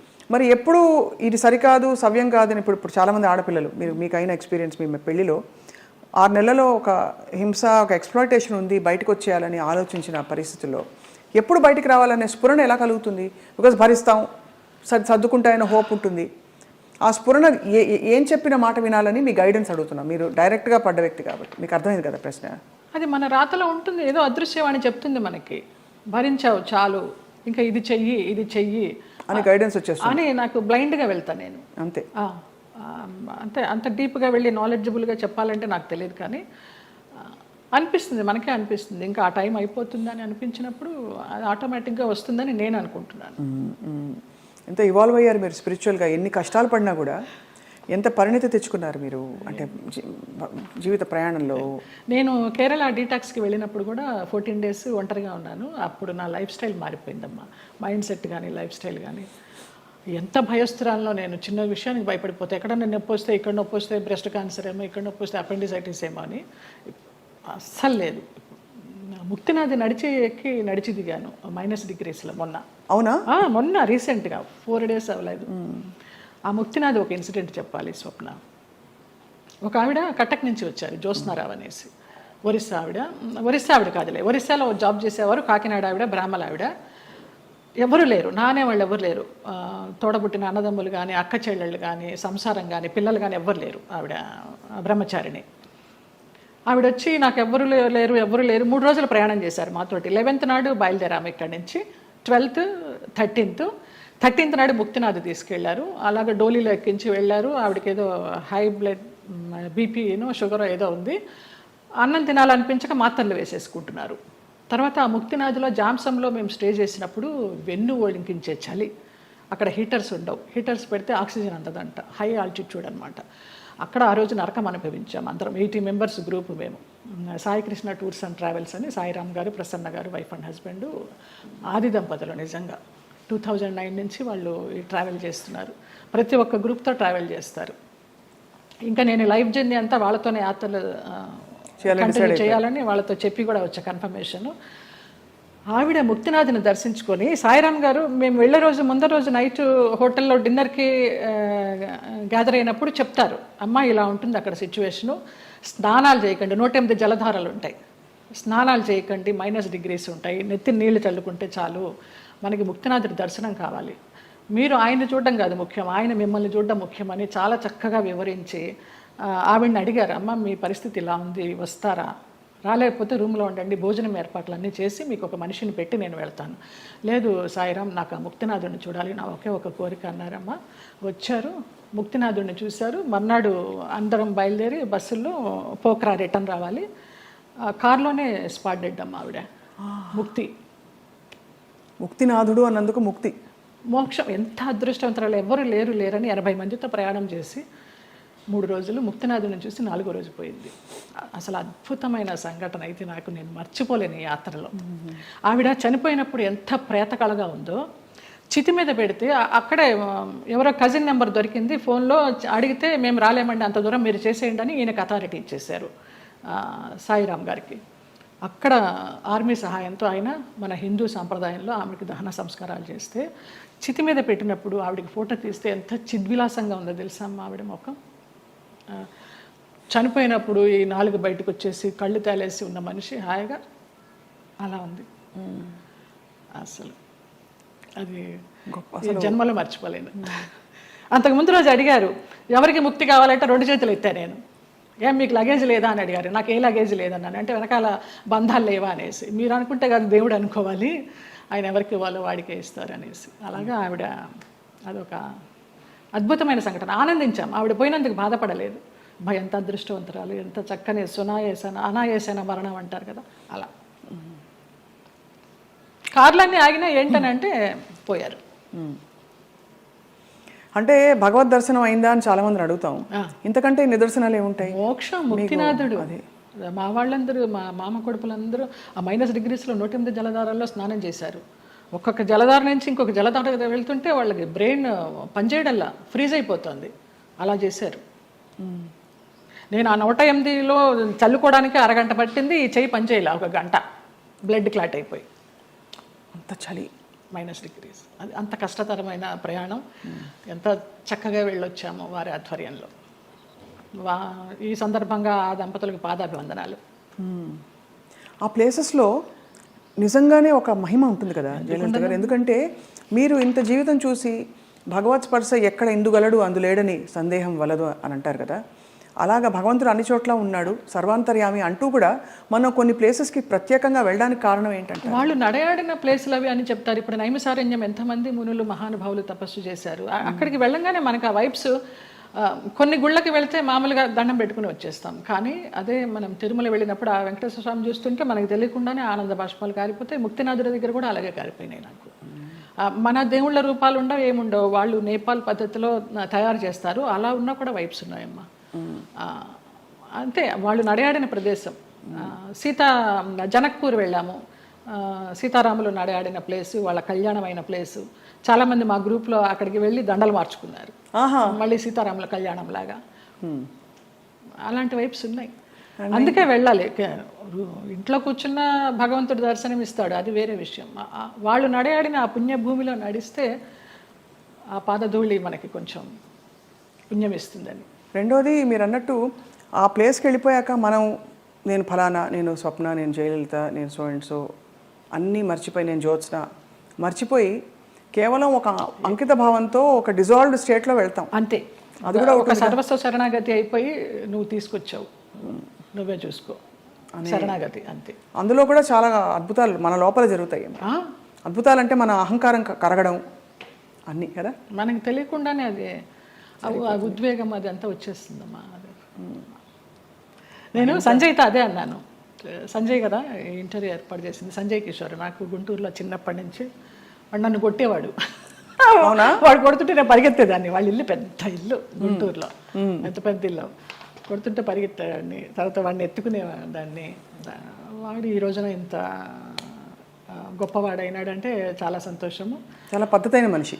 ఎంత పద్ధతైన మనిషి. వాళ్ళ ఇంట్లో వాళ్ళ అమ్మగారు నాకు పెద్దక్కలాగా, పాపాయి అంటే ఆవిడ. నా అభివృద్ధికి ఆవిడ సంతోషిస్తుంది. నా సొంత వాళ్ళు కూడా సంతోషిస్తారా సంతోషించరు, కానీ ఆవిడ అంత సంతోషిస్తుంది, అంత బ్లెస్ చేస్తుంది ఆవిడ. నువ్వు బాగుండాలి, నువ్వు బాగుంటే మేము బాగుంటాం అనేసి. లేదు, మీరు ఎప్పుడు మీరు బాగుంటారు, మీ చుట్టూ ఉండేవాళ్ళు అంటే మీకు భగవద్ రక్షణ ఉందని క్లియర్గా ప్రూవ్ అయిందమ్మా. నాకు చాలా ఈ యాత్ర తర్వాత నాకు భగవదానుగ్రహం మెండుగా ఉందని చాలా నమ్మకం వచ్చింది నిజంగా. ఇంకా అసలు ఏమూలో ఉన్న భయం కాస్త పటాపంచలైపోయింది, ఏం లేదు. మీ జీవితంలో కీలక పాత్ర పోషించిన వ్యక్తులు గుమ్మడి గారు ఒకరు. ఇది గతంలో లోగడ మీడియా వాళ్ళు చాలా సందర్భాల్లో అడిగారు, రకరకాలుగా లింకప్లు రాశారు మీకు వారికి. అసలు అంత లింకప్ చేయాల్సిన అవసరం ఎందుకు వచ్చింది? అంటే మీరు కేవలం వెళ్ళి ఇప్పుడు ఒక మనిషి ఇంకో మనిషి సేవ చేయొచ్చు, చూసుకోవచ్చును, స్త్రీ పురుషులు కావడంతో అలా రాశారు. ఏ స్త్రీ పురుషులు అయినా వయసు భేదం లేదమ్మా. నా తండ్రి వయసు ఆయనకి. మేము సినిమాలన్నీ మానేసుకొని పొద్దునైతే ఆయన ఫోన్ చేసి, నా గొంతు పొద్దున్నే కొంచెం మగవాడి వాయిస్ లాగా ఉంటుంది. పొద్దున్న లేవగానే ఫోన్ చేస్తే బాచి అనేవారు. బాచి అనుకోండి, బాచి లిఫ్ట్ చేశాడు. బాచి కాదండి నేనే జయమ్మ అంటే, జయమ్మ నీ గొంతు ఏంటి అలా ఉంది, మంచు మార్గే గొంతులాగా ఉంది. ఇంకొక ఎవరినో పోల్చేవారు అనమాట. ఏం చేస్తున్నావు ఇవాళ, ఏం తీసుకొస్తున్నావు వంట. అలాగా ఆయన్ని మేము అభిమానించి మహామహులు, వాళ్ళ సేవ చేసుకోవడానికి పూర్వజన్మ సుకృతం ఉండాలి నిజంగా. తల్లిదండ్రి లేరు, వాళ్ళ ప్లేసుల్లో వాళ్ళని ఊహించుకొని, ఆ లెజెండ్స్ వాళ్ళు చేసిన క్యారెక్టర్స్ ఊహించుకొని, మనకి ఇంత గొప్ప అవకాశం వచ్చిందే, వారితో కూర్చుని భోంచేసేయడం కానీ, వారితో కూర్చుని పేకాడడం కానీ, వారితో కూర్చుని వైన్ తీసుకోవడం కానీ. నా కోసం సులాని ఒక వైన్ బాటిల్ తెప్పించేవారు రోజు 800 పెట్టి, ఇది నీకే, ఇది జయమ్మకే, వేరే ఎవరు ముట్టుకోవద్దనేసి. అంత అభిమానంగా కొన్ని సంవత్సరాలు, ఒక 4-5 సంవత్సరాలు జర్నీ చేశాము. ఇప్పుడు అటు నుంచి వెళితే నాకు ఆ ఇల్లు చూస్తే మాత్రం ఏడుపు వస్తుంది. అవును, మీరు చెప్పారు. అంత మంచి. ఆయన కుటుంబ సభ్యులు ఎవరు లేరా ఆ టైం? ఉన్నారు, ఎందుకు లేరు. ఆయన కూతుళ్ళు, బిడ్డలు, కొడుకులు. ఒక కొడుకు US లో ఉండేవాడు, ఒక కొడుకు చెన్నైలో. వాళ్ళు ఎవరు సరిగ్గా చూసేవారు కదా? మీ నా ఫోన్ నుంచి నేను ISD చేసి ఇచ్చేదాన్ని అమ్మాయికి మాట్లాడడానికి. కొడుకు పుట్టినరోజు అంటే విష్ చేయడానికి కానీ, లేకపోతే ఆయనకి ఏదైనా బాగాలేకపోతే చెప్పడానికి కానీ. ఎప్పుడైనా వాళ్ళందరూ మిమ్మల్ని, ఆడపిల్లలు వచ్చేవారు. ఇక్కడ సాంబమ్మ అని ఒక ఆవిడ ఉండేది, ఆవిడ వచ్చి చూసిపోతూ ఉండేది. శారద బెంగళూరులో ఉండేది, ఇప్పుడు ఇక్కడే షిఫ్ట్ అయిపోయింది. విజయమ్మ చెన్నైలో ఉంటుంది, ఇంకొక చిన్నమ్మ అమెరికాలో ఉంటుంది, ఒక ఆవిడ క్యాన్సర్తో పోయింది. ఫోన్లు చేస్తూ ఉంటారు. కానీ లాస్ట్లో ఆయనకి ఒంట్లో బాగాలేనప్పుడు ఆయన పక్కన అంబులెన్స్లో కూర్చుని హాస్పిటల్లో జాయిన్ చేసింది నేనే. ఇంకా ఆయనకి వెంటిలేషన్ తీస్తారనగా జయ ఇట్రా అనేసి నన్ను ఇట్లా గుండెల మీద పడుకోబెట్టుకున్నారు, పోయినారు. ఫస్ట్ పోయిందని తెలిసింది కూడా నాకే. మీకే? పోయినప్పుడు ఇంకా నేను బయటకు వచ్చేసాను. ఇంకా ఆ తెల్లవారుజాము నుంచి వాళ్ళ పిల్లలు రావడం అది. అక్కినేని నాగేశ్వరరావు గారు అన్నారు, ఆయన పోయిన తర్వాత అక్కడ నుంచుని ఉంటే పిల్లలందరినీ పలకరిస్తూ నా భుజం తట్టి, నీకు చాలా లోటు గుమ్మడి గారు పోవడం అన్నారు. నమస్కారం. మహానుభావులు వాళ్ళంతా. No comments. అందుకంటే అంటే ప్రపంచం అలా ఉందండి ఇప్పుడు. ఒక మనిషికి మధ్య ఏదో ఒక ఎంత విచిత్రమైన అనుబంధం అండి. మీరు నిజంగా ఎవరికైనా వండి పెట్టాలంటే ఇంకో కొంచెం తక్కువ వయసు వాళ్ళు దొరకరా చెప్పండి. అది ఏదో ఒక ఆత్మీయత కలిగి కదా. అంతే, ఆ టైం ఆ పీరియడ్ ఆయనతో మేము గడపాలి అంతే. ఆయన క్లబ్కి వెళ్ళడం కూడా మానేశారు మేము పరిచయం అయిన తర్వాత. ఇంకెందుకు నా క్లబ్, హాయిగా ఇక్కడే కూర్చుందామనేవారు అక్కడ. బాగా ఆయనతోటి చాలా ఆ టైము మళ్ళీ తిరిగి రాదు. కానీ అందరినీ పోగొట్టుకున్నారనే బాధ అండి. నేను అందరూ వెళ్ళిపోయారు కదా, శరత్ బాబు గారు వెళ్ళిపోయారు, గుమ్మడి గారు. ఆ బంధం ఎలాంటి బంధం అని అడిగి కదా, తండ్రి కూతుర్ల బంధం అవ్వచ్చు, గురు శిష్యుల బంధం అవ్వచ్చు, మీ ఆత్మకి బాగా అంటే ఒక విధమైన సొలియస్ ఇచ్చే వ్యక్తులందరూ దూరం అయ్యారు కదండి. వాళ్ళు దూరం అవుతుంటే భగవంతుడి దగ్గర అవుతున్నాడు. వాళ్ళు దూరం కాకుండా ఉంటే భగవంతుని పెద్ద పట్టించుకునేదాన్ని కాదేమో. వీళ్ళందరూ ఉన్నారు కదా నాకు అనేసి. ఏం జరిగినా మన మంచికి. ఇప్పుడు ఎలా మీ దైనందిన జీవితం ఎలా ఉంటుంది? సీరియల్స్ మానేశాను. సినిమాలా రావు పెద్దగా నాకు తెలిసి. ఎందుకు మానేశారు సీరియల్స్? వద్దనుకున్నారా? వద్దనుకున్నాను. ప్రేమెంత మధురంలో ఒక బ్యాడ్ ఇన్సిడెంట్, గాయమైంది హృదయానికి. ఏమైంది? ఎవరో పేరు ఊరు లేని ఆర్టిస్టు ఒక అమ్మాయి ఎంటర్ అయింది ఒక 6 months బ్యాక్. నేను మానేసే ముందర 3 సంవత్సరాలు అంత చక్కగా బాండింగ్ తోటి నిజంగా తల్లి కొడుకుల్లాగానే నేను, శ్రీరామ్ కానీ అందులో చేసిన వాళ్ళందరూ కానీ అలాగే క్యారెక్టర్ పరంగా మేము యాక్ట్ చేయలేదు, అసలు జీవించాం మేము. గ్లిజరిన్ కూడా వేసుకునే వాళ్ళం కాదు ఏడుపు సీన్లు ఉంటే. ఆ అమ్మాయి వచ్చి కొంచెం యారగెన్స్ అంతా చూపించడము, మర్యాద లేకపోవడం సీనియర్స్కి. ఒక సీన్లో అయితే అయిందని అలాగే అడ్జస్ట్ అయిపోయి చేస్తున్నాను. మానేద్దామా అనుకుంటూ పోనీలే మంచి సీరియల్, మంచి పేరు వచ్చింది, శ్రీరామ్ మంచి వాడు, అతన్ని చూసి చేయాలని అనుకున్నాను. ఒక టైంలో ఇంకా పీక్స్కి వెళ్ళిపోయింది ఆ అమ్మాయి బిహేవియర్. అమ్మాయి శ్రావణ శుక్రవారం నాడు పూజకి గాజులు లేకుండా కూర్చుంది మొండి చేతులతోటి. నేను ఒక పెద్ద సఫిస్టికేటెడ్ మదరు, అంత సాంప్రదాయాన్ని పాటించే మదరు, అత్తగారి పక్కనే కూర్చుని పూజ చేస్తూ ఉంటుంది. అప్పుడు నేను క్యారెక్టర్ పరంగా ఆలోచించి అత్తగారి స్థానంలో నేను ఇక్కడ ఉన్నాను కదమ్మా, నేను లేకపోతే నీ ఇష్టం వచ్చినట్టు చేసుకోవచ్చు, శ్రావణ శుక్రవారం పూజ ముత్తైదో గాజులు వేసుకుని చేయాలన్నానమ్మా. అటు నా చెయ్యి నా ఇష్టం, నువ్వే చెప్పడానికి అంది, వేసుకునంది. అంతలాగా ఎందుకు ఏమో తెలియదు. అది ఆరగెన్సీ అంతే. ఆ పిల్లకి సీనియారిటీ విలువ తెలియదు, క్యారెక్టర్ విలువ తెలియదు. ఎవరండి యాక్టర్? ఆఫ్కోర్స్ చూసాను, నేను సీరియల్స్ చూడండి కాబట్టి ఇలా అడుగుతున్నాను. అమ్మాయి పేరు కూడా మర్చిపోయినాను, అసలు మైండ్లోనే లేదు అది. చేస్తూ తర్వాత అమ్మాయి September 3 జరిగింది ఇది, లాస్ట్ ఇయర్. అక్కడి నుంచి శ్రీరామ్ బయటే ఉన్నాడు. నాన్న ఇలాగ జరిగింది, నాకు చేయబుద్ధి కావడలేదన్నాను. నీ ఇష్టం అమ్మ, నీకు ఇష్టం లేకపోతే మానేయ అన్నాడు. కారు ఇచ్చాడు, ఎక్కాను, వచ్చేసాను అంతే. అక్కడ బహుశా మీ ప్రయాణం అయిపోయిందేమో అంతే. అలా ఇలా ఈ సంఘటన ద్వారా అలా కొంచెము అయిష్టంగానే చేస్తున్నాము, ఇష్టం లేకుండా. ఆ క్యారెక్టర్కి కూడా ఇంపార్టెన్స్ తగ్గడము, ఆ ఫీల్ కూడా రావడల్లా చేస్తుంటే. డైరెక్టర్ గారితో అనేదాన్ని, ఇంతకు ముందర ఫీల్తో చేసేవాళ్ళం అండి, ఇప్పుడు రావడం లేదనేసి. డైరెక్టర్ మారిపోయాడు వెంకట్ అని, అతను చాలా ఇష్టము, చాలా మంచి టెక్నీషియన్. ఆ యూనిట్ నుంచి బయటకు వచ్చారు, వేరే యూనిట్ ఎవరైనా ఆఫర్ చేస్తే ఎందుకు చేయలేదు? వద్దనిపించిందమ్మా, ఇంకా అసలు నాకు సీరియల్స్ వద్దు. అంటే నేను ఆ గంగిరెద్దులాగా అలంకరించుకోవడము, రోజుకి అన్ని డ్రెస్ చేంజ్లు, పొద్దు నుంచి నైట్ వరకు టైం లేకుండా. 12 hours అండి కాల్ షీట్. పంపించరమ్మా. నేను తొందరగా వెళ్ళిపోతానంటే, అమ్మ సీనియర్వి నువ్వే వెళ్ళిపోతానంటే మిగతా వాళ్ళందరూ కూడా వెళ్ళిపోతారు. అందులో సీరియల్స్ లో బాగా పిండేస్తారు కదా. నరకం. ఎన్ని సీరియల్స్ చేశానో అన్ని సీరియల్స్ అన్నం పెట్టినాయి, కాదని లేదు. కానీ వద్దనిపించింది, ఇంకెవరికి పెట్టాలి, నేను వద్దు. మంచి సినిమాలు ఏమన్నా వస్తే చిన్న చితక సినిమాలు చేసుకుందాము, లేదా కృష్ణారామాని యాత్రలు చేద్దాము, ఉన్నది పెట్టుకొని ఉన్నంత వరకు, తర్వాత భగవంతుడు చూసుకుంటాడు అంతే. అక్క వీళ్ళందరూ టచ్లో ఉంటారా? ఎప్పుడు టచ్లో ఉంటారు. అబ్దికానికి, నాన్న అబ్దికానికి చెన్నై వెళుతూ ఉంటాము. 2 అన్నయ్యలు అక్కడే ఉన్నారు, అందరం కలివిడిగానే ఉంటాం. 3 చెల్లెళ్ళు, 2 అన్నదమ్ములు. సరే, మీకు మీ ప్రయాణం ఇలా రాసుందని మీరు సరిపెట్టుకున్నారు, అది మీ గొప్పతనం అంతే. నా గొప్పతనం కాదు, నాకు దేవుడిచ్చిన వరం అది. నా గొప్పతనం ఏం లేదు. మరి ఇప్పుడు మీకు జీవితం గడవడానికి, యాత్రలు చేయడానికి, మనం శేష జీవితం గడపడానికి కంఫర్టబుల్గా ఫైనాన్షియల్గా? శేష జీవితం వరకు ఉందని నేను చెప్పలేను, ఇప్పటికీ ఉంది. ఈ ప్రేమెంత మధురం చేసిన దాని తాలూకా అది కొంచెం ఉంది. అది కూడా వెనక ముందు చూడకుండా ఖర్చు పెట్టుకుంటున్నాను యాత్రలకి, దానికి. శేష జీవితానికి ఎలా ఉంటుందో నాకు తెలియదు, ఆయన నిర్ణయిస్తాడు. ఆ నమ్మకం అయితే ఉంది. మీ దగ్గర అయితే మాస్టర్ కీ ఉంది. అంతే కదా. ఇంకా ఇవన్నీ మాస్టర్కి లాకర్కి ఏం లేదు కానీ మాస్టర్కి అంటే భగవంతుడే కదా, భగవంతుడే మాస్టర్కి కదండి మనందరికీ. ఆయన నడిపిస్తాడని నమ్మకం. అది ఆ నమ్మకమే. రేపేంటి అని అడుగుతారు, అది ఎప్పుడు ఆలోచించాలి రేపేంటి అనేది. అసలు పుట్టిన దగ్గర నుంచి అవగాహన లేదు, మధ్యలో సంపాదించడం మొదలుపెట్టిన దగ్గర నుంచి కూడా రేపు ఏంటి అనేది క్వశ్చన్ రాలేదమ్మా నాకు అసలు. 700 సినిమాలు అంటే బాధ ఎందుకు వేస్తుందంటేనండి, ఈ పబ్లిక్ ప్రొఫెషన్లో ఉన్న వాళ్ళందరికీ చాలా కష్టమైన జీవితం. మీకు ఎప్పుడు నిద్రలేవాలి అనే చాయిస్ ఉండదు. వాళ్ళు చెప్పిన టైంకి మీరు హాజరవ్వాలి, వాళ్ళు మీకు నచ్చినా నచ్చకపోయినా, చలున్నా ఎండున్నా వాళ్ళు వేసుకోమన్న బట్టలు వేసుకోవాలి. అలా 700 జీవితాలు మీ మొత్తం ధారపోసి వెచ్చించి మహా నటులే చరిత్రలో అలా ఉండిపోయి మెల్లిగా ఫేడ్ అవుట్ అయిపోతారు విత్ టైం. ఈ నట జీవితం మీకు నేర్పిన విషయం ఏంటండి? ఫేమ్ ఉంటేనే ఏదైనా జనాల్లో ఏదైనా, లేకపోతే ఉందా లేదా అనేది కూడా వాళ్ళకి తెలియదు. ఎందుకంటే పెద్ద పెద్ద నటులు కూడా చాలా కష్టాలు పడ్డారు.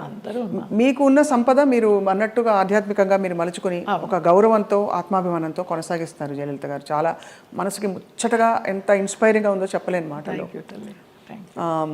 మీకు చిన్న కోరిక ఉంది మాకు. చెప్పండి. మీరు ఒక చిన్న డాన్స్ చేస్తా. నేను మామూలుగా సెమీ క్లాసికల్ ఏమైనా మూవీ సాంగ్ స్వప్నకు కూడా తేలిగ్గా ఉంటుంది. నువ్వు క్లాసికల్ సింగర్ కాదని లేదు, ఏమైనా పాడతారు అనుకొని మనసే అందాల బృందావనం అనుకున్నాను. మా సంజయ్ తిట్టాడు, ఎంత పెద్ద క్లాసికల్ డాన్సర్ నువ్వు వేడి సినిమా సాంగ్ చేస్తావా అనేసి. అదే అందుకని ఏ సాంగ్ చేయాలి?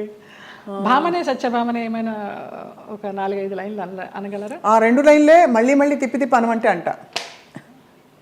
కొంచెం నేను కూడా కలుపుతాలే. మీరు కలపండి. నిలబడే మీరు కూచిపూడి భరతనాట్యమా? 2 అమ్మ. కూచిపూడి చింత రాధాకృష్ణమూర్తి గారు, భరతనాట్యం జోసులు సీతారామ శాస్త్రి గారు విజయవాడ నుంచి వచ్చేవారు. కాకుండా తంజావూరు నుంచి గిరిజా నటరాజ్ అని ఒక వైఫ్ అండ్ హస్బెండ్ వచ్చి చెప్పేవారు భరతనాట్యం. ఆంధ్రనాట్యం నటరాజ్ రామకృష్ణ గారు. మళ్ళీ మధ్యలో వెకేషన్స్కి చెన్నై వెళ్ళి చినసత్యం గారి దగ్గర. ఎప్పుడు అనిపించలేదు ఒక డాన్స్ స్కూల్ స్టార్ట్ చేద్దామని? లేదు, వేంప వేషాలు వేసేసరికి అంటే డిగ్రీ అవుతూ ఇంకా డాన్స్ కంటిన్యూ చేద్దాం అనుకునే టైంలో నాన్న ఫీల్డ్కి తీసుకొచ్చేసారు. ఇంకా ఈ వేంప వేషాలు వేసినప్పుడు నన్ను అలాగే చూస్తారేమో, పేరెంట్స్ పిల్లల్ని పంపించడానికి భయపడతారేమో, ఇప్పుడు సినిమా సాంగ్స్ నేర్పుతుందా లేకపోతే క్లాసికల్ సాంగ్స్ నేర్పుతుందా అని ఏదన్నా అని నాకు నేనే డౌట్ పెట్టుకొని దాన్ని సమారంభించేసాను.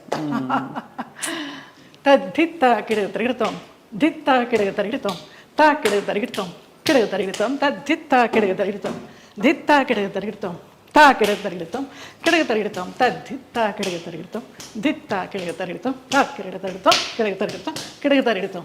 భామనే సత్యభామనే, సత్యభామనే, సత్యభామనే, సత్యారి ముద్దుల వయ్యారి ముద్దుల సత్యభామనే, సత్యభామనే, వయ్యారి ముద్దుల వయ్యారి ముద్దుల సత్యభామనే, సత్యభామనే. అద్భుతం. ఎక్కడ ఎంత ఎంత గ్రేస్ఫుల్గా ఉంది అసలు. సంజయ్ గారు ఇప్పుడు శోభన్ గారు అందరూ చేస్తున్నారు కదండి డాన్స్ పర్ఫార్మెన్సెస్, బ్యాలేస్. అంటే మీకు అఫ్కోర్స్ మీరు ఒక ఆధ్యాత్మిక లోకంలోకి వెళ్ళిపోయారు, ప్రాపంచికంగా లౌకికంగా మీకు కోరికలు లేవు, కానీ అలా చేస్తే ఎంత బాగుండు అని అనిపించే అంత అందంగా ఉంది మీ డాన్స్. శోభనాయుడు గారితో బ్యాలెన్స్ చేశానమ్మా. వెంకటేశ్వర కళ్యాణం, కృష్ణ పారిజాతం, ఆవిడన్నీ మేల్ క్యారెక్టర్స్ ఇచ్చేవారు. నేను అదంతా తీసేసిన తర్వాత జయలలిత నువ్వా వెంకటేశ్వర స్వామి వేసింది, కృష్ణుడికి వేసింది అనేసరికి నిరాశ వచ్చేసింది. అది అర్థమైంది. కానీ అన్ని అన్ని ఆ పార్శ్వాలని మీరు చూశారు జీవితంలో. కంప్లీట్ లైఫ్ కష్టం చూసి ఉగాది పచ్చడిలాగా అన్నీ చూడకపోతే మనకి ఏం చూసాను జీవితం అని అనిపిస్తుంది కదా. అలా మీరు కష్టాలు చూశారు, అన్నీ చూసేసాం. సంతోషం చూసారా ఏదైనా టైంలో? సంతోషం అంటే ఈ యాత్రేనమ్మా. ఈ యాత్రలో అతి దుఃఖకరమైన సంఘటన, బాధాకరమైన సంఘటన, అతి సంతోషకరమైన సంఘటన అంటారు, కానీ అవి 2 లేవు నాకు. వయా మీడియాగానే వెళ్తూ వచ్చింది. ఈ ముక్తినాథ యాత్ర మాత్రం నాకు చాలా పీక్స్ అనమాట. ఇంకా సో ఫైనలీ మీకు మిగిలిన కోరిక, అంటే మిగిలిన కోరికను ఎందుకంటున్నారంటే మన జీవితానికి ఒక సంపూర్ణత్వం రావాలంటే ఏం కోరుకుంటున్నారు? ఇంకా మానస సరోవర్ వెళ్ళాలమ్మా. మానస సరోవర్ కానీ మా సాయిరామ్ గారు అది వేయనమ్మా చాలా కష్టం అంటున్నారు. ఎవరు తీసుకెళ్తారో తెలీదు. వెళ్ళాల్సి ఉంటే డెఫినెట్గా ఖచ్చితంగా అదే జరిగిపోతుంది. చాలా కోరిక, వెళ్తే తిరిగి వస్తామా లేదా అనేది తర్వాత విషయం. అక్కడ దాకా వెళ్ళాలి, ఆ భూమి మీద అడుగు పెట్టాలని మాత్రం కోరిక. అదొకటే తీరని కోరిక. చాలా అద్భుతంగా ఉంది మీతో మాట్లాడడం. చాలా విషయాలు నేర్చుకున్నది ఏంటి అంటే సెల్ఫ్ యాక్సెప్టెన్స్ కంటే గొప్ప వరం లేదండి. ఓకే, అది మీకు వచ్చేసింది కాబట్టి మీరు ధన్యులు. ఒకలాగా ఈ కృష్ణుడి విగ్రహం నాకు నా ఫ్రెండ్ శ్రీనివాస్ అని ఆయన మ్యాంగ్లూర్ నుంచి తీసుకొచ్చి ఇప్పించారు. చాలా చాలా కళకళలాడుతుంది ఇలాగా. చాలా బరువు కూడా అది. అవునా? అక్కడ రమణాశ్రమంతో మీ అనుబంధం? అరుణాచలం వెళ్తూ ఉంటాము. ఒక శివరాత్రికి గిరి ప్రదక్షిణ చేశాను. ఆయన బుక్స్ చదువుతూ ఉంటాను. అట్లా కూర్చుని ఆయనతో మాట్లాడుకుంటూ ఉంటాను. ఆ ఫోటోగ్రాఫ్ వెనకాల ఇది నా పుట్టినరోజుకి మా డైరెక్టర్స్ అనిల్, రాము అని ఉన్నారు. రాము ఏమో అది ఇచ్చాడు లాస్ట్ ఇయర్ పుట్టినరోజుకి. అనిల్ ఇది ఇచ్చాడు. రుద్రంకోట అని ఒక మూవీ చేశాం కదా, ఆ పిల్లలు. రుద్రమకోట మొన్న లేటెస్ట్ మీది. అవును, అవును, చాలా పెద్ద ఒక పవర్ఫుల్ క్యారెక్టర్ కానీ సినిమా పవర్ఫుల్గా వెళ్ళలేదు, ఆడలేదు. ఓటీటీకి కూడా ఇంకా లేట్ అవుతూ ఉంది. మీరు చాలా చాలా వ్యక్తిగత విషయాలు కూడా ఇవాళ మాతో పంచుకుని చాలామందిని ఇన్స్పైర్ చేశారు జయలలిత గారు. థ్యాంక్స్ అమ్మా. మీకు ధన్యవాదాలు. అయ్యో, మీకు కూడా. Always you will be in our hearts. God bless you. Thank you అండి. నమస్కారం. రైట్.